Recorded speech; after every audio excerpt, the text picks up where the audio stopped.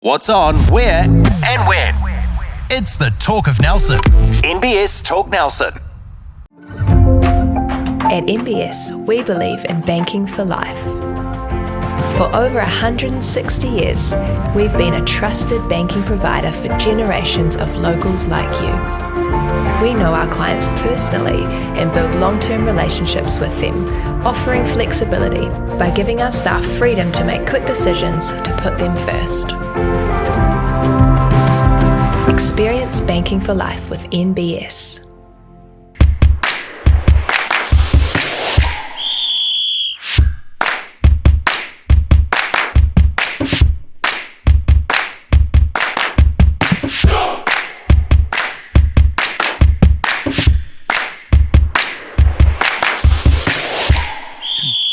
Welcome to Bays Joinery Football Focus, your prime source for all things football in the top of the South. I'm Chris Butler, and it's a welcome back to my co-host, Neil Connell. Welcome back, Neil. Thank you, Chris. Nice to be back. Skippy back in the country, or? Yeah, gets back in this evening, actually, around tea time or early evening. So I think he's looking forward to getting back. Yeah. Probably not the results that he wanted. No. But I'm sure a bit of navel gazing and things to work on for the future. That's for sure. Still a great experience as well. So, Oh, yeah, that's right. We're thrilled to have our very special guest today, George Campbell. George, great to have you on the podcast, mate. Good to be here. Nice to have you. And before anything else, a big shout out to our naming rights sponsor, Bays Joinery, led by George Molnar and the team. You would have come across George in your time over the years, what have you? I've coached two of his sons, so I'm waiting for the third generation to come through. Yeah, well, he's a very busy man these days running the joinery shop and the team. So make sure you get hold of Bays Joinery for any joinery needs. And of course, our venue sponsor, the Turf Hotel, Stan and the team. And today's episode, we're diving into senior men and women's local premiership. We've got the Southern League, both men and women, the latest from the Oceania Cup. We're getting into semi-final time, and overseas news, which is really all about the Euros. So, but first of all, George, a long history. So this could be a long podcast, but well, I don't know about that, but well, yeah. Can you tell us a little bit about your background, where you're from, and be great, early days of footballing, who you played for, what clubs you followed? Well, to start with, grew up in Scotland in a little town called Biggar, which is predominantly a rugby town, but football was the only sport I ever knew. Council estate, played with tennis ball against older guys, young guys. That's how you learned that. That was part of it. High technology in those days, 1958 was the first time I ever saw a game of football on the telly, and that was Sweden versus Brazil when Pele played. Wow. And it was a delayed coverage. We didn't have a telly. I saw it in my auntie's telly, who lived across the road. And I remember 5-2 was the score, and I remember it vividly. And always had a love affair with football, but that just put the icing on the cake, saying, fantastic. And we see a 16-year-old guy in the World Cup final playing as well as he did. And I mean, they were fantastic. Far cry from what we've got today, but great. That was so. Yeah, grew up there. We emigrated to. I've got 3 sisters and 2 brothers. So there was 5 of us in the family. My dad was a painter and decorator, and in Scotland in the winter, you can imagine how much outdoor painting and decorating you would do. But he was also a very good paper hanger. But he was the driving force from Second World War. He had a lot of Kiwi mates and Australian mates that he knew. And so he wanted to come to New Zealand. My mum wasn't so keen. Anyway, we emigrated, couldn't come to New Zealand direct because it's quite, in those days, New Zealand had a limit on, you could only come in on the £10 pom thing with 2 kids. So we had 5. And anyway, we lived in Brisbane for 2.5 years in a hostel, which was, well, the boat trip itself through the Suez Canal, through the Mediterranean, through the Suez, gave me such an impression on travel and life and the fun that we got up to. It was just a great experience. Anyway, we went and lived in Brisbane for 2.5 years, and that was again another experience. Probably about 20 odd nationalities living in a hostel right by the Brisbane River, mosquitoes, steaming hot, pretty hot when you compare coming from Scotland. Yeah. Learning to sleep under a mozzie net, but there so we played football, we played cricket, we played everything, and we did a load of things, which I think is what I would recommend as a balanced life. For don't get too focused on the one thing and let kids experience loads of things, and then the passion comes out in the end. But cutting the story shorter, my youngest brother was born in Brisbane, and then we stayed there because if you'd lived there and you became a resident of Aussie, then you had free passage to New Zealand. So anyway, 6 of us and my mum and dad, we came to New Zealand. My dad had friends in Dunedin, and he got a job right away. And then he actually ended up setting up a business with a good mate of his from Hoyt in the borders of Scotland. And I sort of grew up there, went to Tiger Boys High School. That was a hoot in itself, but played for the first 11 there. Was never really focused on it. It was just more, I had a bit of natural ability, but I was never driven by playing football. So, I lived, played for Tiger Boys High School, and then went on to play senior football after that. You kept your accent.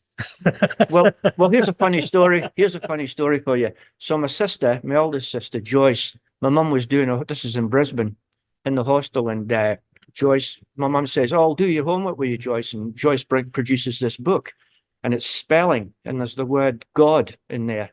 So anyway, Joyce sits at the bed and she goes, "God, a capital J-O-D." And my mum shouts to my dad, Bob, come and have a listen to this. So I came in too, and when I heard her say it, I never want to speak like that in my life. So you made sure you get the accent. Yeah. So what kind of age did you arrive in Dunedin? Good Scottish city, Dunedin, isn't it? I was 12. Yeah, right. Right. Going on 13. Yeah. Went to Tiger Boys High School. Yeah. So, and I don't know. I've got a sister as well, a twin sister who lives in the States currently. And out of 6 of us, I've been back to Scotland many a time, and it's just like home to me. And she's the same, whereas all my other brothers and sisters are all Kiwiized. And my sister that lives in the States, she's been there 30 years. And if you hear my accent, then you hear her American accent, and folk meet us as a family and go, "Where the hell have you lot been?" So tell us about some of the, you played senior football in Dunedin. So actually the first question is the area that you grew up in Scotland, what region was that part of, and what was the, I guess the premier football team that you would follow? Well, Biggers in southern Lanarkshire, and so you've got Glasgow to the west, you've got Lanark, and then Airdrie, and Motherwell, Airdrie, and all that goes out to Glasgow, and then sort of north of that you get to Edinburgh. And I always remember going, my mum's from Glasgow region, and my cousin, we never had a car, and my cousin his dad was a coalman, and they had a wee van, and they took me and my brother and my mum and dad to visit my grandparents at Bishopton. My granddad was a farmer. So we went past Ibrox, and I was brought. I'm not religious, but I was brought up Protestant. I'm not religious, and we drove past Ibrox, and I sort of followed Rangers a wee bit. But the first side I ever supported was based on a player called Dave Mackay. And Dave Mackay played for Heart of Midlothian, and he was a hard man, played for Scotland numerous times. So it sort of fluctuated a wee bit in between. I was never, as I say, I enjoyed the football and I knew all about the teams, the Celtic Rangers rivalry and all the rest of it. But it wasn't until I came probably to New Zealand and I actually saw this guy play in Christchurch, Dennis Law, played for Man United, and he was my boyhood hero. Fantastic footballer, got nothing like him today. And so I followed Man United this was Busby's day, then pre-Ferguson by a long way. So he always loved his flair and his dynamism and his bravery and all the rest of it. And so he was the man that sort of sparked the thing that, hey, I want to play at the highest level I can. I sort of changed from being a light football to falling in love with it. And then I went on to play I played for Mowry Hill in Dunedin, and then I went on to play for Roslyn Waikari, and that was full of Scots and Irish, and it was a great club.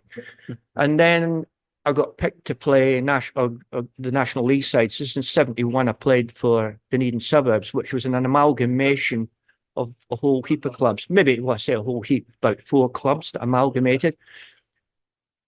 Administratively and financially, it was a bit of a struggle. So it lasted 1 season. We did well. We had, we finished mid-table, and we were primarily quite a young side, but with some good players. But as I say, then that fell apart. And in the following 2 seasons, I played for Caversham. They took over the mantle because they transferred like Dunedin Suburbs became Caversham sort of thing. So played for them for a couple of seasons, but then I met a woman. That's what happens. That's what happens.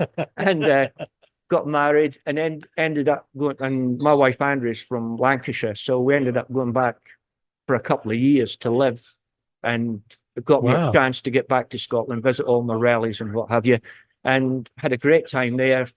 Played football in Lancashire as well, socially more than seriously, but got to Old Trafford and Blackburn and Bolton. There's a whole raft of teams around here. Burnley as well, which is just over the hill. Yes. And actually, fortunately, through just connections of folk that this is going later on in life, guys like Ricky Herbert, and getting in being able to access clubs within that region and go, because of the role I was in coaching then, to go to their academies and get invited in and talk with the coaches. And it's a real privilege to do that. And then I was in a pub one night, and my brother-in-law introduced me to a guy called Martin Dobson, who played for Everton, captained England. So Dobby threw me in his car one day and down to Turf Moor at Burnley and got the royal treatment. So, it's always been passionate about it. But so when you returned to the UK, you were playing there, but is that your first entrance into coaching? Is that what you're saying? Or no. So it was more the connections you made over there. To start with. But when I came back to New Zealand, probably about 77, went over 74, 77, came back. And my youngest brother, Charlie, he was not a bad footballer. I actually started, I don't know, I'd be probably about 26, 27. So I started coaching his club team, and I thoroughly enjoyed it. They were very young lads. They were about 11 and 12. And was this in Dunedin? In Dunedin at Morning. This was at the Mornington Football Club. And we got them playing quite good, and then I had this, just sparked my interest in coaching, but I was still playing at the time. And, but it just got me into the fact, hey, I want to do this. And I felt comfortable doing it. And so down the track, I still was playing football in Dunedin, but we made the decision in 92, my wife and I, to move to Nelson. But I'd been up here with my mates when I was younger, toured the South Island. We were out at Kaiteri in the summer, few bevies and sunbathing and watching the talent. And then and then my wife and then we came up on honeymoon, and we decided later on that we liked the pace of life, the climate, very different to Dunedin, and decided to come up and never regretted it. It was things sort of, I wouldn't say fell into my lap. I worked hard for it. I just got involved with Nelson-based football, volunteering to coach at rep level. And after that, I coached the Southern League men's team. So then I got offered of a position as regional football development officer through New Zealand Football, applied for the job, got that. So Steve Bignell took over the Southern League side. But prior, there was a pocket of time in there with the reps, the talent that we had, and going back to some of the players that we had here, boys like Tommy Lancaster, Jeremy Brocky. There's a raft of them, and it was really, I just enjoyed it so much. And to see these kids and being able to get them to play as what I would call professionally as you can get them to play for amateur footballers at 12-year-old, and see some structure and flair and talent. And then obviously went on to the senior side and then relinquished that job to take over the role of coach education, player development, football in schools. It was, it wasn't a job. It was money for, well, I wouldn't say money for jam. I just loved it so much that it wasn't like, oh, geez, I've got to go and do this again. Yeah. It's, So, I mean, when I first saw you were playing at the back. I think you were centre back or sweeper at Richmond. Must have been the Richmond Masters. yeah. And so you played quite long into still playing, but and I didn't know so much about the other role that you had in development, but you know, you would have shared a bit with some of the master players there. You got people like Paul Brocky, and I think you mentioned, you know, rest in peace, Eric James, who I played against, and some great players. Yeah, well, I played for Richmond Masters. Do you remember a guy called Alan Wright? Yes, absolutely. Alan was a fabulous footballer. Jock Delaney. Yes. Yeah. Alan played for Leicester and then the cup final against Man United when Dennis Law played. He was, and he was a good friend of mine because I knew him from Dunedin days. But yeah, I played there at Richmond. Good bunch of lads. Yeah. Love the Richmond club with their aftermatch and the good beer on tap and good banter and all the rest of it. And then I went and played for Suburbs Masters after that with Jamesy and rest in peace as Eric Brown and Dave Bryden, and there was some good Pete Simonson, some good players. Loved it, and Gary Walton. There was a load of them, and so I did that. So I played up until I was probably 57, I think it was, and it was taking too much of my time up as far as being able to get in the coaching. Yeah. So tell us about that development role, because you mentioned that you were volunteering, but obviously you evolved some programs there, and presumably they found some funding for you to help develop that. So tell us about what you put in place. And well, basically, there was only the rep. You had your club team and the rep team if you were good enough to make a rep team. So what we did was we actually started some programs. So you didn't have to qualify in terms of talent. It was more or less, were you keen enough? And there was a fee to that. So it was a term fee. Wasn't a lot of money in those days. But what it did do was there was an income coming in, which it allowed me to get paid for the time I was putting into that. Also had guys like Connell, Pax, John Slotmaker, those sorts of guys assisting me before the New Zealand football actually put 35 positions in place throughout the country. So yeah, I did that here and went out into the clubs as well a little bit and got to know tons of people. And it's embarrassing when you've coached thousands of kids and then the parents come up and say, "How you doing, George?" And you start going through the alphabet. What's your name again? You know, especially at my age. So we developed those programs, but they became what I would call more professional once New Zealand football had put these full-time positions in.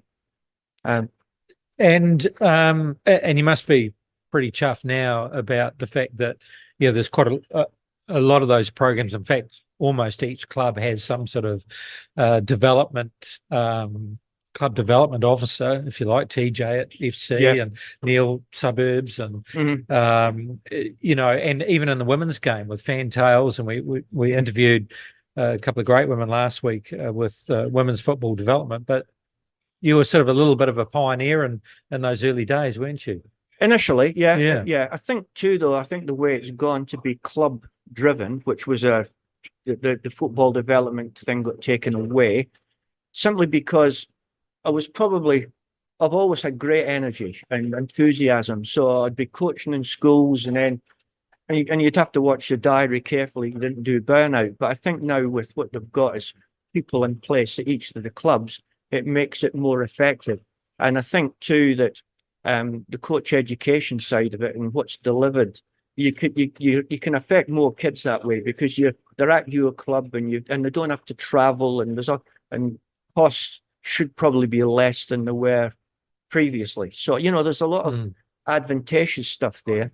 It's the smaller clubs that struggle with that because it's how you don't miss talent or invite talent in. And I'm not saying that the clubs don't do that. I don't know what they do at suburbs, Neil, but I mean, if you've got a kid that's, say, at Mapua who wants to be involved in a program that you guys are running, we shouldn't exclude them, or Golden Bay or whatever, and that's the smaller clubs for, the struggle personnel wise and financially and all the rest of it. And it's difficult to have anything of any real meaning out on the football pitch that's going to be what you would call progressive development for kids. Just to touch on that, our pre-academy and academy, so up to under 13s or 13th grade, then we have kids in from the smaller clubs if they want to join the pre-academy or the up to, as I said, 13s. Once you get to 13, then it's a little bit different with TDPs and things like that they're bringing into it. So so we reach out to other clubs and we offer that to them. Mostly clubs from out the other way, so Richmond, Mapua, Golden Bay, a bit of a trek, but we have got one or two come over. We look after the smaller ones out there. It's something that rugby has been trialing, having someone trying to get some funding to have someone in club development and player development, and they're seeing some gains, but of course they have to go argue the case to try and keep the funding going, and so that would be a nice goal, wouldn't it, to each club to have a paid position where they help with club development. Sure, and I think that New Zealand football still have an input into content that's that they're driving. One of the key things when I first took over the role as football development officer, and it was a no-brainer when I was coaching, say, the likes of Tommy Lancaster and that team, which was a good side. They were 11-year-old and 12-year-old. I had them for 2 years. We were playing 11 aside. But what I liked about when I took over the role, and I actually, when I finished there, I went and worked for FC Nelson as well, because it's only couple of 100 meters from where I lived down to Guppy. Yes. So I'd run first kicks, but we'd have 3v3 for the wee kids and 4v4s, 5v5s. So as they get older, they play with more players, and the pitch sizes are according to the numbers on the pitch. So the number of touches, decision making, fun, all the rest of it. It was the best thing they ever did.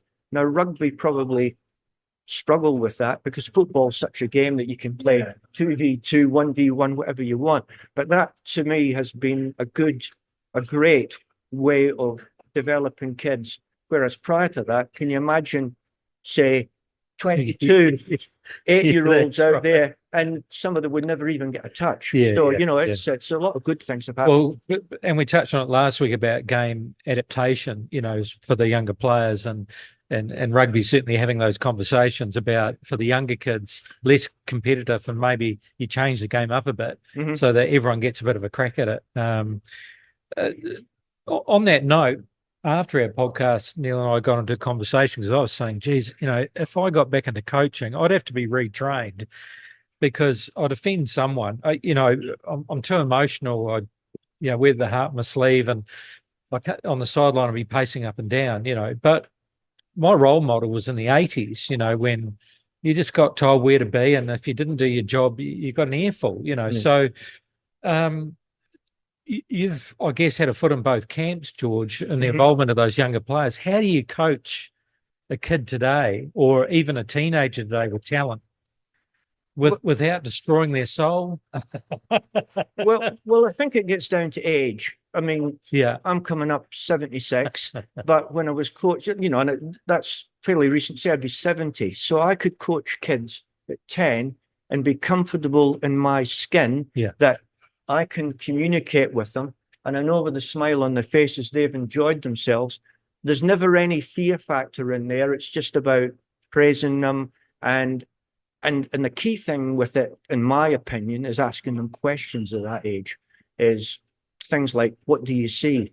As opposed to, I still see it today, coaches on the sideline, and from a Saturday morning game, and it's yap, yap, yap in a kid's ear.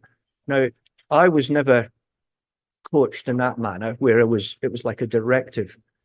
And my philosophy was, and I think it was the philosophy of New Zealand football, is you do your training, and this is the objectives. We want to score goals, and this is our role in the team when we're defending, when we're transit, and then don't say anything to them. Just say, right, lads, out you go and play.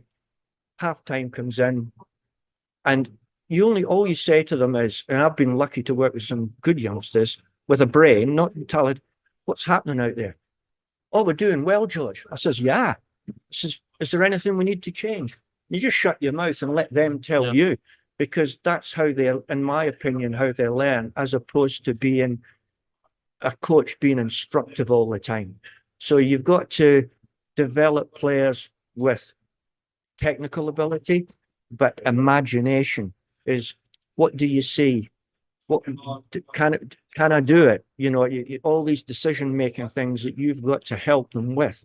And so as opposed to with senior players, again, you can still prompt that, but there's room for a bollocking when it's deserved, and you know, and that's the old-fashioned approach. I don't throw teacups like Fergie or anything, but you hold players to account in a adult manner, you know, and then getting a response. And as a collective and as an individual too, taking players aside, but doing it in the right manner. So yeah, it's a really fine balancing act. But I think that's the experience that I've gained over all those years I've been in the game, is, and getting to know people, is who can you give a roasting to, when to an older player, as opposed to somebody that you have to do it in a softer manner. So you know, and even in your era, you weren't playing that long ago, Neil. So you know, dealing with that 17, 18-year-old full of talent, but either has got a bit of an attitude, or it could be just someone that's really shy. You know, I would find today, you know, I would struggle to know how to communicate with that younger generation, because I'm so used to the 80s. I'd need to be really retrained. So the modern coach, how do you deal with those kinds of situations? Yeah, it's hard. Player management, man management is one of the hardest things in football. You go and put sessions on, and that's what you're there to do, to enjoy it and let the players enjoy it and get something from it from a young age all the way up to, you know, SPL level. But I think George hit the nail on the head when he was talking about, you know, there's certain players that, you know, can take a bollock and certain players can't. So you have to first and foremost know your players. I think that's really important, especially when you get to that, if you're playing at that sort of higher level. But he's dead right with the younger ones. He's asking a lot of questions with the younger ones. And even if you're getting the 17 and 18-year-olds who come into our senior environment at SPL level, then you've got different things to deal with there as well. Coming into it, they might be nervous, they might be quiet, some might not be. Some players, you know, turn up and they're different. Some people are loud in the changing room, some are quiet, some want to listen to music, some want to do their own thing. So I think knowing your players is really, really important. What do you do if they're texting each other in the change room? Find them. or you do like I did. We went to a tournament up in Gisborne, and what happened was we had a regime of a plastic bag, so the cell phones were they were just out, cell phones, and so certain times of the day the phones had to go in this bag, and there was a lad playing for me. I'll name him Jamie Doris. And Jamie's was from Edinburgh originally. So we're in Gisborne, and all the boys come up. Yeah, we've got them all. Unknown to us, Jamie had two phones, and we didn't know that he'd escaped out the window, pinched the bike, and drove. And I think he went into Gisborne on Napier. So you know, you've got to have your eyes and wits about you. But it's there's some, you've got some challenges. Certainly. I remember being in a changing room and I was about to do my halftime, you know, rev up or whatever, and two players in opposite time were texting. And I had to stop myself, you know, because I thought, well, the 80s coach and me are going to pick up those phones and throw them against the wall. So I said, so I didn't do the physical action. I just said that the next one that texts on the phone will find their phone against the wall. You know, they put them again, you know, and I think, maybe I went over the top there. You know, it is very difficult, isn't it? Because the kids today don't always respond to a good bollocking, do they? No, I think though, if it's coming through, some of the things I used to put in place, and that not just from me, I probably learnt it from somebody, no matter which team I was coaching. So you always have parents on the sideline, and even if it was rep football or not, we had a code of conduct for the parents and for the players. And if they didn't like it, I was never too I was always forthright in coming forward and saying, that's not acceptable. I don't want you near here, a parent or not. I said, I want you to applaud, but don't give technical direct. I want to be able to manage that myself. And so if you can get them on that, it's the same with the players, is lads, this is what we're doing. No cell phones, up to the game. Don't want them in the direct. You've got to have hard and fast rules. Now, if they don't like it, well, they won't turn up. And you're probably better off for that. So you want the ones that are focused on what they're actually doing. Challenging sometimes, but I think if you put it in black and white, then, and no grey, it helps. Oh, definitely. Got to have rules, haven't you? So if you are a coach out there at the moment, and perhaps, yes, you're an experienced coach, or it could be that you've been put in charge of the under 10s, there is help, isn't there, George? So you can go through a couple of different challenges. Even you still take, the odd coaching clinic. Is that right? Sure, yeah. But I did a lot of work I finished with mainland football, Nelson-based football. 2 weeks later, 2 phone calls. You want to do some work for us? Anyway, I ended up going to FC for convenience, but I did development work there, what they called academies. They weren't academies, but they were supposedly the better kids. Now, within that group of kids, and in this modern day and age, there's a lot of issues going out there with behaviours that probably weren't around when I was a kid, or even later, early in my coaching career.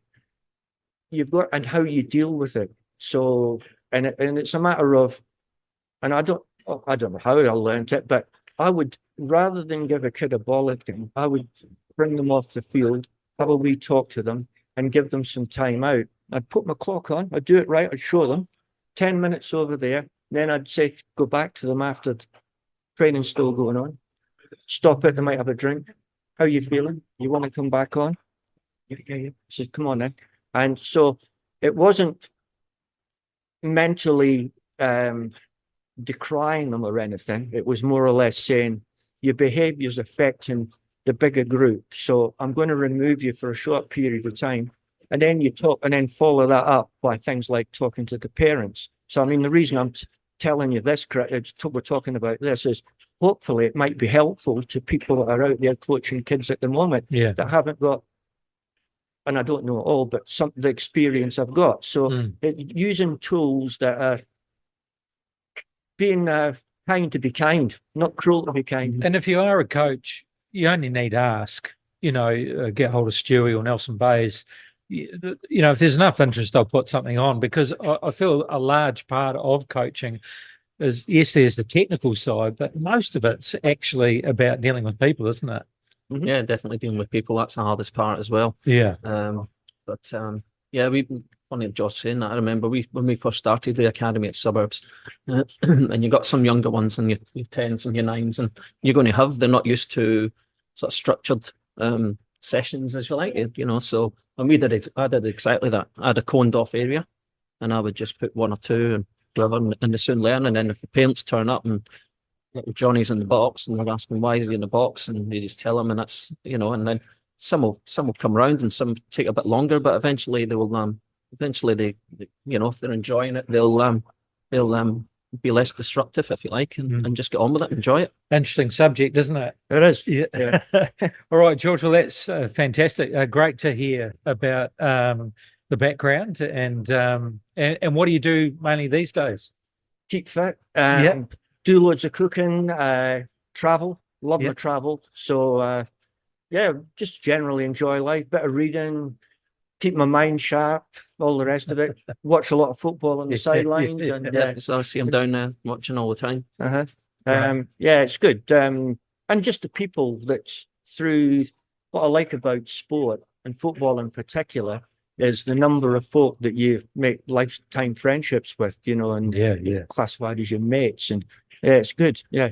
Good. All right. Well, we're going to get stuck into some what's happening in the world locally and internationally. So senior football update brought to you by Sheehan Financial, KiwiSaver Insurance and Financial Planning. The Nelson Pine Senior Women's First Division and results from last weekend. Nelson Suburbs Reserves 3-0 over Motueka. I don't know whether that was a default score. That was a default, yeah. It was a default, yeah. 3-0. So I always call out the score and then I get advised after. I know that was a default. Yeah, I think unfortunately Motueka had a couple couldn't make it or Yeah. illnesses and they defaulted. Actually, that's the first one I've seen from them for a couple of seasons. Nelson Suburbs Swans going down 2-0 to Golden Bay Maidens. So the Shield Maidens did the job. Yeah, surprise that one. Yeah. Well done to them. Yeah, absolutely. Mapua Cougars, well, it wasn't their day, was it? So maybe had a few away, or it was just the Sprig and Fern Tahuna Breakers turned it on. Yeah, I think it was just too good. 10-1. That was just that's an amazing score. And then the Richmond Foxes 5-1 over Getcars Nelson Diamonds, FC Nelson Diamonds. And look, I think last time they played Foxes, it was 9-0 or something. So there's obviously some improvements happening with the Diamonds there. As we go into the draw, and George, this is where you've got to put your best guess forward. We go around the table, and we've got Getcars FC Nelson Diamonds taking on Nelson Suburbs Women's Reserves, and that is at Botanics. Put it down for a draw. Here he goes. Well, it's very diplomatic. I'll tell you, no. I'll tell you, it's after watching the Euros, and you go, that's going to be a definite, and it's like to say, I couldn't pick my nose because so I'll put a draw down. There you go. Well, you never know if it comes in a draw next week. The Swans are taking on the Mapua Cougars. Geez, because the Cougars were playing all right for a while, but all right, yeah, but makes me wonder whether they did lose a couple last week. Yeah, not sure what happened there last week. But the Swans getting beat last week. They'll be want to bounce back. Yeah, they both need it. So, but I think the Swans at home would be able to get up for Mapua Cougars. And here we are, George, the Golden Bay Shield Maidens. They have been doing all right lately, but they do take on the might of the Richmond Foxes, a club you're familiar with. Yeah, but they've got to go over the hill, don't they? They do, yeah, they do. And so you don't know what they're going to put in the water in Tahiti. So I think I'd have to go with Richmond. Rightio. One, yeah. They're travelling pretty well. Yeah. And if we look at the table, the Foxes are now starting to pull away. Reserves behind them and not far behind the Swans. So, and actually, there's only 1 point behind in fourth with Tahuna. So the top, second, third, and fourth pretty close, but looks as though Foxes are going to be hard to beat. Nelson Pine Senior Men's First Division results from last weekend. And check this out. Mm-hmm. So Rangers draw with FC Nelson, and I was talking to Bridie's good lady last night, and she was saying that they were probably a bit short, but it's always tough going over the hill to take on Rangers. But 3-3, and then Reserves 2-2 with Smith and Sons Richmond, and so good result for Richmond because they'd be pretty happy with that, the young team. And then Sprig and Fern Tahuna and Motueka 3-3. Draws all right. Draws all round. Yeah. So Motueka will be pleased with that against Tahuna. Yeah. That's a good result from them. Richmond will be pleased with it as well. Yeah, okay, so the draw for this weekend, FC Nelson. You've done a bit of work with George. They're taking on the Reserves, and geez, so we thought a vital match between Rangers and FC Nelson. This is another vital one. It's so close at the top of the table at the moment. Yeah, I've watched a bit of FC. I don't know. I'd possibly put this down as a draw because FC struggle with having a out-and-out goal scorer. They're good at the back, midfield are good enough, but it's putting the ball in the net. Although they've got 3 against Rangers, I mean, it's depends who's available too. I think a few of the clubs, FC in particular, is they're quite transient. The guys that are not available, not through injury, but maybe other stuff happens, so their commitment to the club. But I don't know. I think they're obviously FC would be out looking for a win because they've got 2 games in hand over Rangers, and as I say, I'd put FC And at yeah, home. yeah, Yeah, I think you're right. Like apparently they were 3-1 down Yeah, they were in the second half, and they came back, and they have tended to do that this year. They have slow starts, but they seem to be able to do it. But I do know Bridie's been a bit short with a few players the last couple of weeks, so but he may have a full squad back. But the reserves will need the win, won't they? Because yeah, they definitely do now, especially after the straws. they've got a game in hand. Okay, so Golden Bay Mountain Goats taking on Rangers. This time, Rangers don't have to go over one hill; they've got to go over two hills and go all the way to Golden Bay. Did they play it in Golden Bay, or did they make Nels? Did they make here and play? I'm up to it. Oh, Neil Park, Oh, they yeah. did too. yeah, they have done, yeah. So, what do you think they've done there? Just I think it's just to travel. travel. Mhm. It's kind of, Yeah. yeah. Well, that's very good of the Goats, isn't it? Yeah. Well, I think it's common sense. So in a lot of ways, it's for just to go over to Golden Bay from Marlborough. So that's the difference between my day and today. Is if I was the Goats, we would go hell and high water to make Yeah. sure Get that yourself they had over to get the up hill. at 3 a.m, and then when they got there, we'd spike their water. So Well, just about in there, Chris. I played Southern League for a long time out of Dunedin. We used to get up in the morning and travel to Christchurch for a 1 o'clock kickoff, so as that we were finished at 3, allow us time to get back to Dunedin. So I mean, it's and small. it got dark in Dunedin at 3 anyway. Did it ever? Yeah. Glad we don't have to do it now. All right. So Neil Park, neutral ground. Yeah. What are you picking, Neil? I'm going to go for the Rangers there. Go. Yep. Be too strong. They need it. They need it. Yeah, they definitely need a win this week if they want. Because as we spoke about, FC got 2 games in hand. Yeah. So yeah, I think they'll be good enough for that. Motueka taking on FC Karenni, and Karenni been travelling pretty well this year. It is at Memorial Park, and Motueka did get the draw against Tahuna, so they'll be pleased about that. Well, Karini are quite a what I call physically a small side, Yes. technical, whereas Motueka are quite a robust side, and they've got some. So I don't think there's a lot between them. I wouldn't be surprised if that turned out a draw. There you go. He's going. Love the draw, didn't right you? now. I know. I've been He watching should have been here last week. Yeah, you would have got it 100% pick rate. Then we're going to Spring and Fern Tahuna. Yeah, double header this weekend for the Yeah. reserves. Yeah. That's we've got Friday. Yeah, Nelson Friday. yes, that's and then right. Yeah, that's Sunday. right. Yeah, so it's at 3 o'clock at Guppy Park for a Friday match if you want to catch one. But then 30th, what's that? Is that a Sunday? Sunday, yeah. Yeah, right. Yeah, so Yeah, so it's kind of a tough weekend for the reserves. yeah, it is a tough weekend, and we also play on a Friday for the Southern League. So yes, they might have 1 or 2 of our boys needing game time for the Sunday game. 1 or 2 come back from injury as well. So yes, hopefully Dave will do all right there. I think I'd have to go for Suburbs against Spring and Fern. And I they think do, FC Nelson one will be a tough one though. yeah, On a Friday, that'll be a real difficult game. yeah. Uh, So Rangers sitting on top on 21, but FC on 19, so they're only 2 points behind, but they've got 2 games in hand. yeah. And then reserves just behind Yeah. both of them, also with a game in hand. Yeah. So it's going to go down to the wire by the looks of it. Good. Good. As we turn our attention to Southern League women and the results from last weekend, you might have a bit of knowledge here, George. Dunedin City Royals winning 2-0 over Coastal Spirit Women. Surprise. So Dunedin City women obviously quite strong. University, Otago University going down 3-0 to Kashmir. Well, Kashmir Tech, very strong side. So, so that's interesting, bringing in the Dunedin clubs into the fold. And, Coastal obviously finding it tough.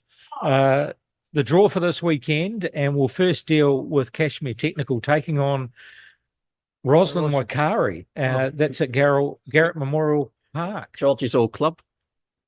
Oh yeah, it might be my old club, Neil, but I can't see them beating Kashmir. Not a chance. Not a chance. No. Yeah. And check out this for a name, Roslyn Waikari AFC Affinity Mortgage Advisors. So that's their name. That's their name. That's a long name for a football team. Cash Tech going to be too strong. I think That's it. right. Yeah. Okay, it's all on 12:30. That's on Saturday at Saxton, taking on Coastal Spirit. That's going to be a tough match. Yeah, well, Coastal will be looking to bounce back after losing the first one. They're not used to losing too many games. It's important to get a good start in the Southern League as well for the women. So, but our girls will be buzzing to get on the pitch. They've missed out a lot of football, Yeah, they have. and bits and pieces. So they'll be champing at the bit to get out there and play. And hopefully they can pull one out of the bag and get a good start to the season and a home win there. Yeah. Any chance? Did you get a chance to watch any of the women's games? I have done, yeah, Saxton, at Saxton, yeah. It's a bit of a difference. Like last year, I think they were either bottom or second or bottom. This year, making top three in the in the mainland league, and then being able to make it into the Southern League. So a big improvement this year. and it's a big challenge for the women in the town, that to go into Southern League, and I know that the suburbs have gained a couple of players that have only played at a level in town, talented enough. Takes a wee while to get used to the pace, and it is quicker. It's like the higher up you go in any league, there's a few, and mentally as well. It's you're playing against players that are probably, especially Christchurch, when you're playing against bigger cities. And we do very well in Nelson, but it's always a challenge. But it's good. It's the more the play, the better you hope you'll become. Yeah, exactly. And it's definitely seen improvements this year. So good luck to the girls. 12:30 at Saxton. Southern League men's, and just the results from last week: Cashmere Tech 2-0 over Dunedin City Royals. Universities of Canterbury went down to Ferrymead 3-0. So Ferrymead getting the FC Nelson win and then bouncing back and doing the job there. Nomads just going down to Christchurch United. Yeah. So we thought that maybe I picked a draw, if I remember rightly. Yeah, so close. And we thought maybe even that potentially Nomads could tip them up, but Christchurch United bouncing back after some close results for them. It's not all their way this year. I think Nomads took the lead in that game as well, and then they came back with 2 goals. So Right. they are a good side, Nomads. Don't underestimate it. Selwyn going down 5-2 to Coastal. Coastal certainly in some form at the moment. Yeah. And, you didn't have it all your own way. It wasn't a rout. Last time it was 9-0. Yeah. This time you did get the win, 4-2 against FC. But what were your thoughts on the match? FC 20 kind of went through a little bit of turmoil with midweek and lost the coach, Graham McMahon. And a dangerous side to play against, a few new players in there, and just losing your coach and things like that. But just on the game, I thought we started the game really well, got a quick goal again, and then kind of lost it after about 20 minutes. Kind of lost away a little bit. And fair play to FC 2011, they came back into the game, scored 2 goals, one right on half time, which is a bit of a punisher. But so made a few changes at half time, one through injury, and then others a little bit more tactical. Just demanded a little bit more from the boys in the second half, really. And to be fair, they went out and did that, and we're quite comfortable in the end. They gave you a bit of a scare. Oh, of course, yeah, yeah. But we actually created quite a few chances as well, and their keeper was really good on the day. And but just the most important thing's getting the win and moving on, because we've got a big one this weekend that we need to be on Friday, I should say. Yeah. So so it's important that we get that win. Again, we spoke about it the other week, we inconsistencies in performances. We'll train. We'll have a light session tonight, and then another light session, on Thursday night, and we'll travel down on Friday, ready for Coastal. So we get something out of that, we're right back in the hunt. So that's right. Because if we look at that table, you're in fourth. You're 5 points behind the third place Christchurch United. But I was just thinking this morning, it must be an aim now, saying, well, okay, we're in fourth. What do we need to do? And Christchurch United and Coastal must be, they're all targets, but I mean, certainly Coastal would be a target now. Yeah, 100%. Yeah, you're looking at it now, and you're passionate with technical. You would like them to sort of kick on and just, sort of get that first place, and the rest of it, depending on who plays who and what weeks. Then hopefully we can keep in touch and give ourselves a chance. So Christchurch United taking on Ferrymead Bays. That's at United Sports Centre. Yeah. Well, it's games like that you're hoping they might, a draw or slip up in, because Alan Walker's a good coach. He'll have them well organised, knows how to play against certain teams. So, yeah, those are the games that we hope we get slip up in, and we can, obviously, us playing Coastal, we can benefit with it. Dunedin City Royals taking on Nomads. That is at Tahuna Park. Mm. And is that a ground you played on at all? I You have. And it's right by the beach. Oh, is it? It'll So- be absolutely freezing. 2 mile that way, 20 mile that way, and wind from Antarctica Oh, yeah. coming up there, and Horrendous. could be hailing. I don't see. I think nomads would be too strong for them. Right. Okay. It's interesting looking at the always looking at goals against column too. Yeah, right. It's looking at. I mean, they've only Coastal Spirit of 13 against, and they're quite competitive. Yeah. And even the top three, 12, 13, 15 from 10 games, it's not brilliant, but it's at least they're not leaking a lot, and that, Yeah. yeah. If we look at FC20 taking on Kashmir Tech, tough one for them. Yeah, it's a tough one again, eh? Yeah.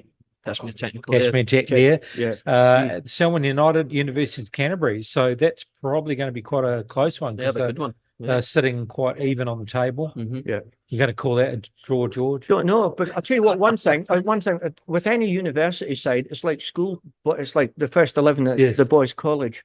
You've got, it goes in waves, there's a few that leave school and then you've got new ones coming in. So it's always that way. And universities don't tend to, having lived in Dunedin and Taggart University, that in my day, you could, if the coach at the university club wasn't recognised, a lot of them would come and play for other clubs. Yeah. But I think if you've got a decent coaching at the university, then you've got a reasonable pool of players to create a decent side. Yeah, But I don't see a lot between the two there, to be honest. Yeah. Myself, yeah. that's right.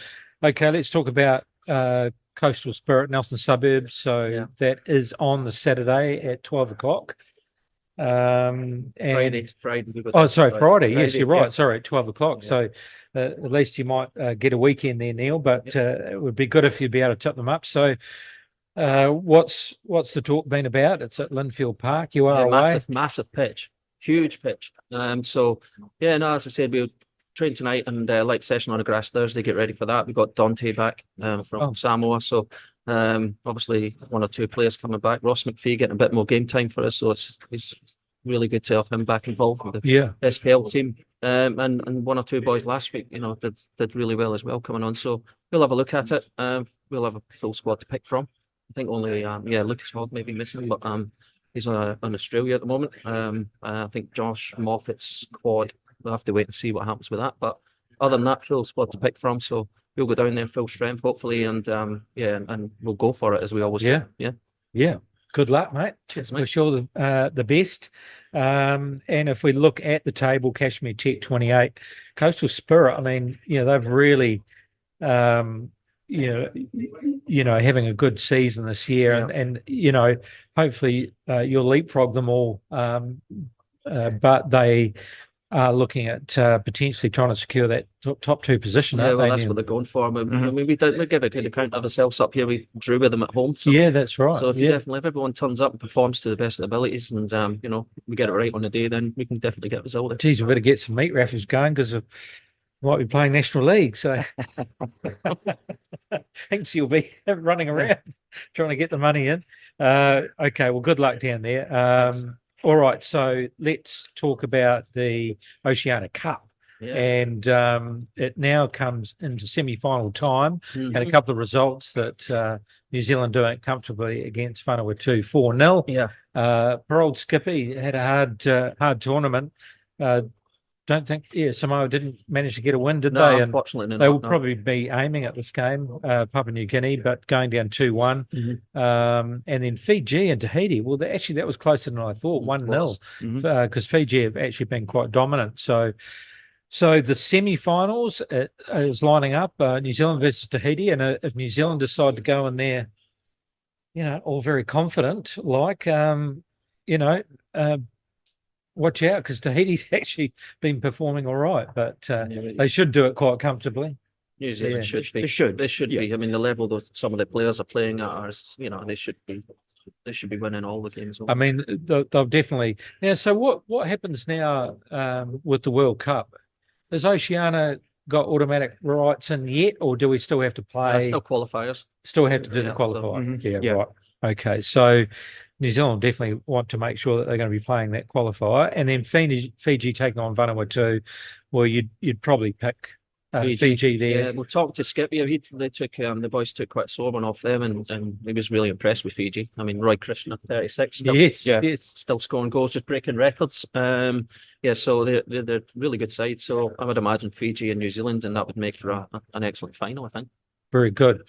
FIFA Plus, have you come across that, George? Now you can watch any game you want now Yeah. on FIFA Plus. Oh, I tell you what, technology now, from the story I told you to start with, what I watched to what is now. In fact, yeah, I mean, the technology, it's just amazing technology. It's Yeah. brilliant. And FIFA Plus. Yeah, yeah. So Good. good for the game. It's Yeah. the only trouble is there's too much of it on. You know, Yeah, there's a lot. that's right. If you want to watch everything, you know, you'd be. You just have to live in the living room. You would, That's right. yeah.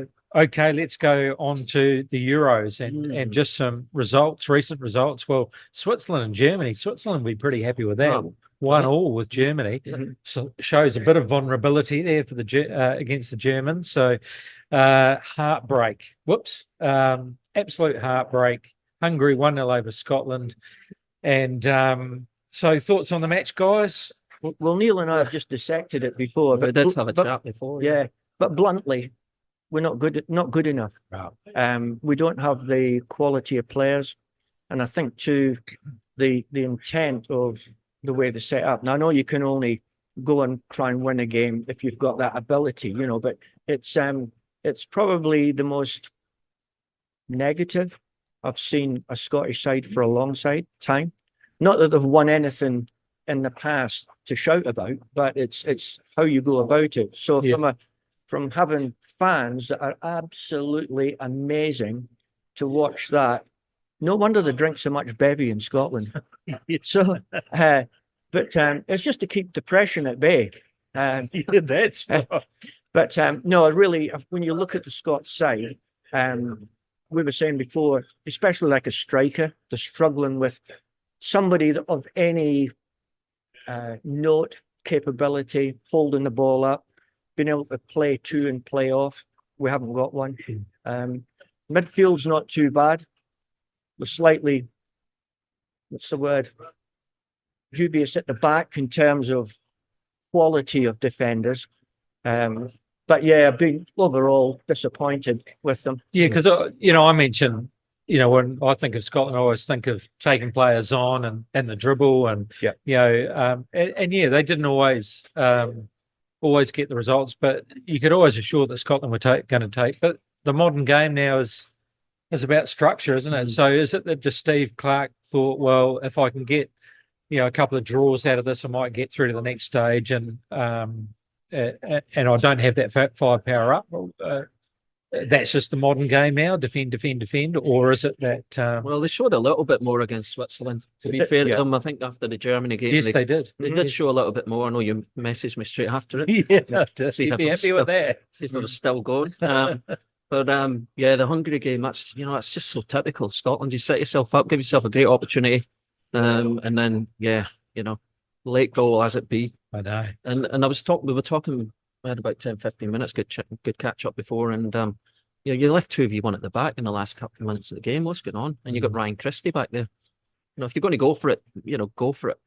But yeah, we was just saying, even 2 points, if you get a point from that game, you're still in with a narrow chance. But you throw people forward like that, you left 2v1 at the back, and you get what you deserve, and then you get no points, and then you're definitely out. So yeah, I think Steve Clark will definitely have a look at all of those sort of things, and maybe we could have set up a bit differently. But the players we've got, George mentions the quality, and that's definitely a thing. But we haven't had a proper goal scorer for a long time.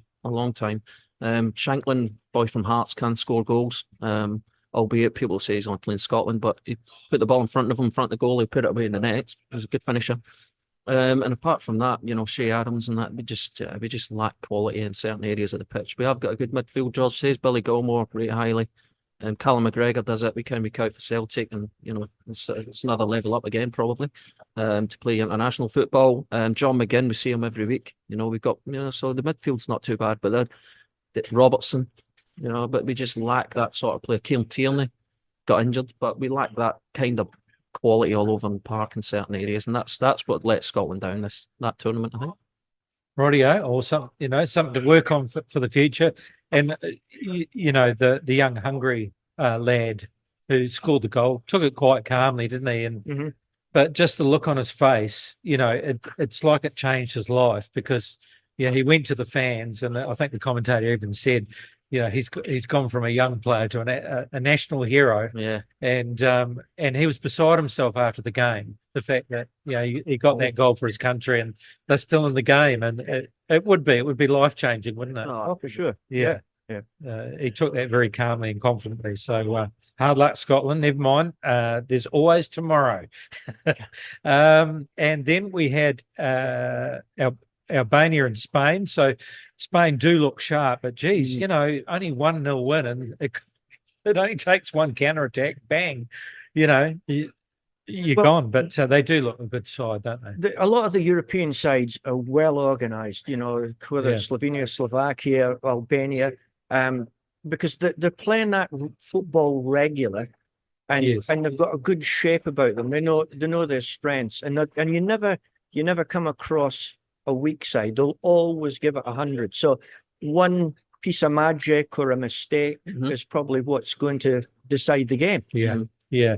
And they're all tight games as well. Not a huge amount of goals being scored, really. That's right. So 1-1, 1-0. And if you look at Italy and Croatia, 1-1. Both sides had chances. Croatia did get the lead, and it was the last kick of the game.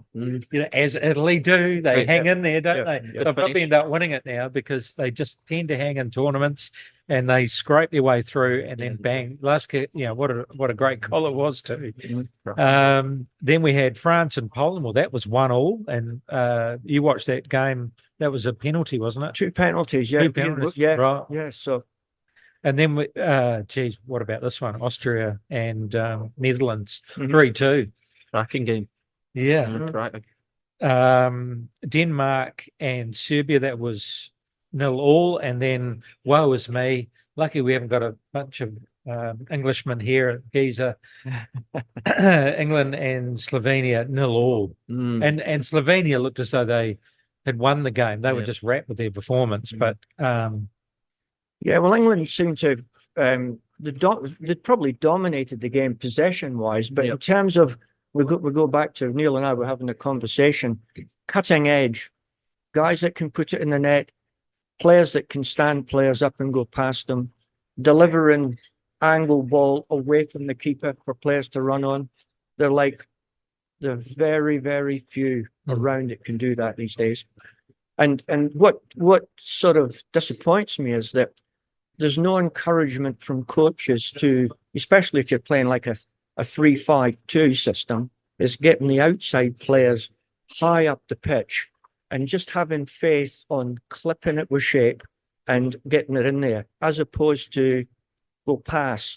And it makes it easy for the defending side just to slide and close, and and that's what's missing in the game, in my opinion. And it did strike me watching a bit of the England game this morning, is there wasn't a lot of taking players on, was there? No. It was always take the safety option, but it's almost like there's so much pressure on everybody. They don't want to make mistakes because of the consequences.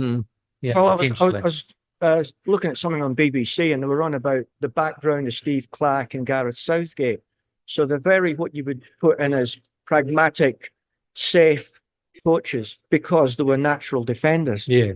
And as opposed to being on the front foot and trying to, go for it. So, that the manager has a certain responsibility to assist the players to deliver that. Even, it's but Cole Palmer came on for England.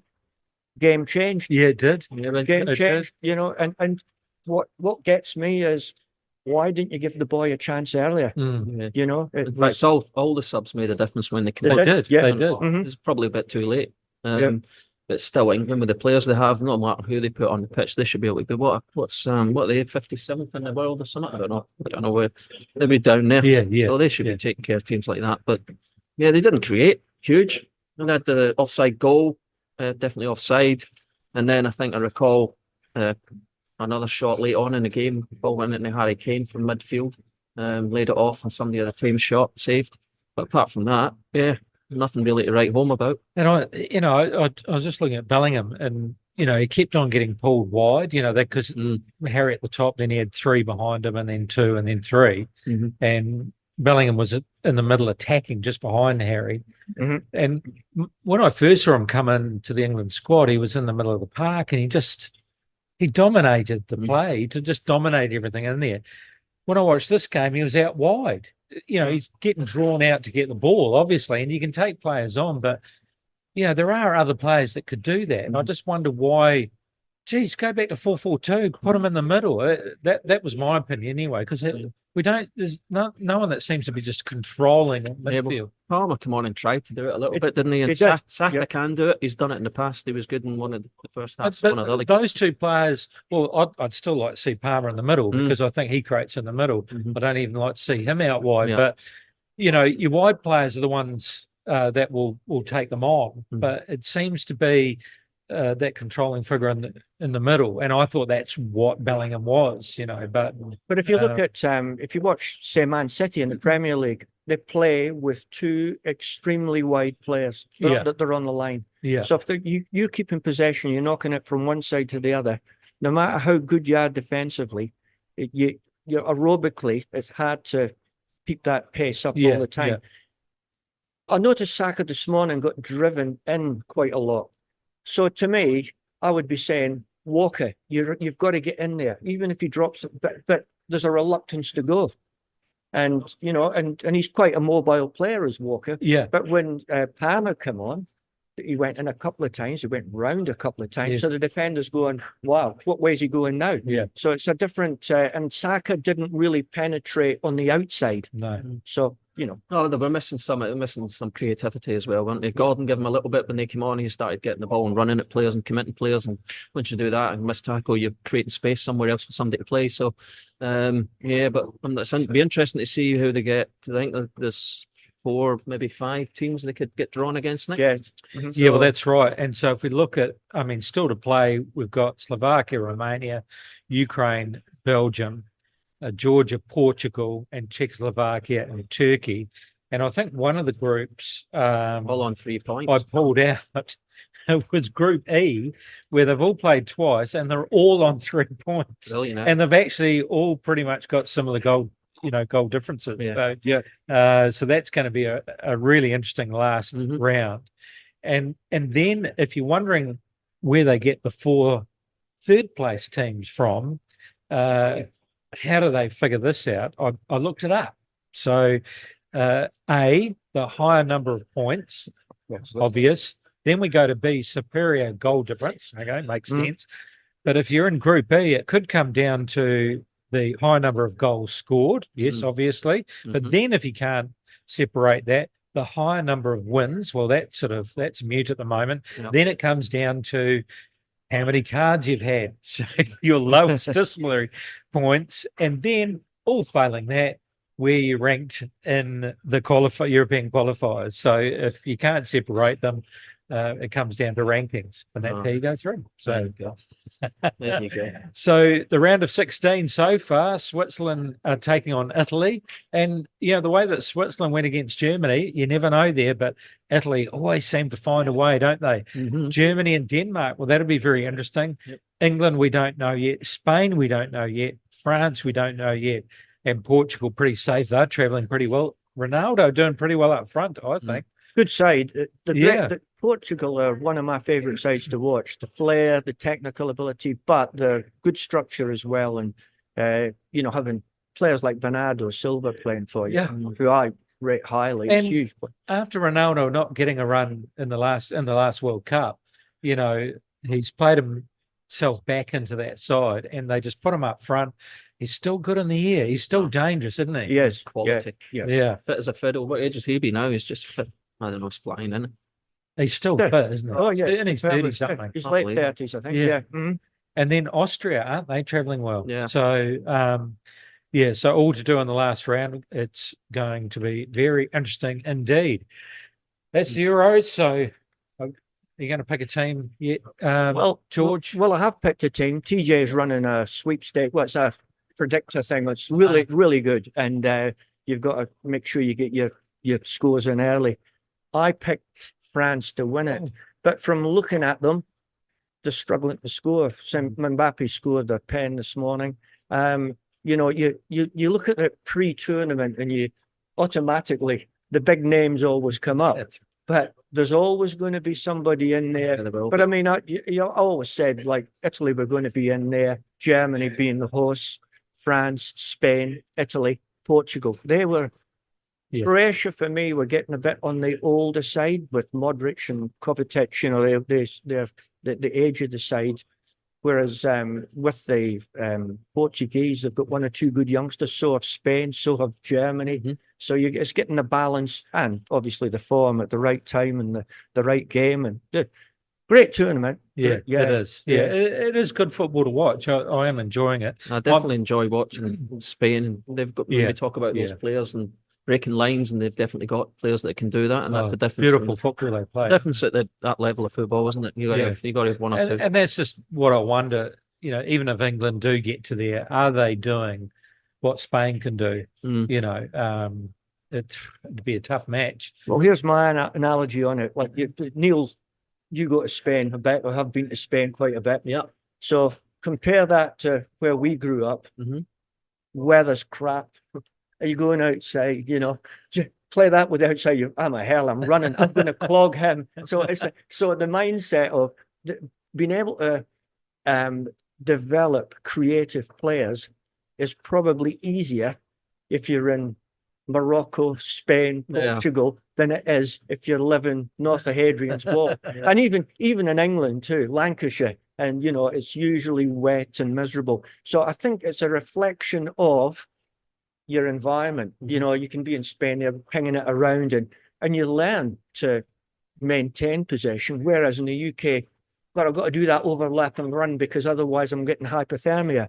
That's that sort of thing. You know, it's a different game altogether. Well, it's interesting talking to Dante, you know, who we got and who plays up front for Southern, who had some time in England, and he was talking about the technical side and the fitness and learning how to, you know, run to receive and making your runs and that kind of stuff. And then he had some time in Portugal, and he said what he learned from there was time on the ball. He said, I wasn't a guy, you know, that got taught to play with time on the ball. It was running to space, hitting it first time into the back of the net if I could. You know, this was about holding the ball up and doing something with it in tight spaces. Different styles of football. So he was able to learn that, well, actually, I can hold the ball and I can, in a tight space, do a 1-2 with my colleague, you know. So, yeah, interesting. It's just, different style. You can't dribble through a pond, can you? Definitely George? not. No. So you're sticking by it. After what you've seen, you're sticking with France. Is that Well, put it this way, it's where I put my money. So if I could, I mean, I'm thinking now, you know, Spain. I'm liking Spain. Yeah, I'm liking Spain. I think the only thing with Spain is they've really only got one out-and-out striker, Morata, who can run a bit hot and cold. The Germans have got a few.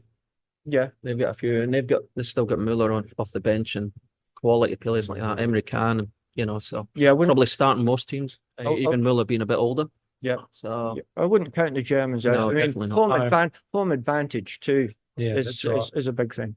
All right, we'll wait with bated breath. Thank you very much, George, for coming in. Some great yarns there, mate, and also just great insight into football development and coaching, and the olden day player and the modern day player. Some great insight there. Thank you, mate. We appreciate that. Good. Good pleasure. Good stuff, George. Love it, mate. And you know, glad you're enjoying your retirement. I believe you're going back to Scotland soon. I'll go back next year. We've got my wife wants to go to South Africa and safari. Wow. And but I'm going back to Scotland. I love going back to Scotland. Yeah. And then probably look at going to the States to visit my sister. She lives in New Mexico, and that's nice. Yeah, Santa Fe, cool place. Just like Scotland, though. Yeah. Not too much stuff. But we had a trip, just carrying on, had a trip in 22. We went 10 weeks. We were up in Inverness, August, at night, 28 degrees, outside, few babies and a meal. Couldn't believe it. You know, Scotland, it never, 28 degrees in Inverness. But yeah, I love traveling. It's So- good for the soul. Climate change not doing too badly know. in Scotland. Don't forget the Whiskey Trail. Oh, yeah. Oh, that should never miss. Best whiskey trail in the world, Speyside, up in Aviemore, and it's the best. Yeah. Well, there you go. So 2 gentlemen here open to Scotland tours and whiskey trails. All right. Thank you very much for coming in, George. Really appreciate it. Thank you very much. Again, Neil, thank you very much. And well, we'll see who turns up next week. Yeah, Skippy gets back tonight, so you probably Is he going down on Saturday? Friday. Yeah, I believe so. Friday. Yeah, Friday. so yeah, Dante back as well, which will help as well. So yeah, might be Skippy in the chair next week. But thank you very much. You're welcome. You're welcome to join for inviting me along. I've really enjoyed the last couple of few weeks. I think we've got Michaela next week, so that'll be interesting from Richmond. So she's locked in, so it'd be great to catch up with her. Yeah. Okay. All right. Well, that's it for this episode. My thanks to our venue sponsor, Turf Hotel, our guest, George Campbell, and also thank you very much to Neil Connell. Special thanks to our naming rights sponsor, Bays Joinery, George Mulder and the team. You can catch this and other podcasts on MBS Talk Nelson, on our social media channels, and also Spotify, MBS Talk Nelson. We'll see you again next week on the Bays Joinery Football Focus.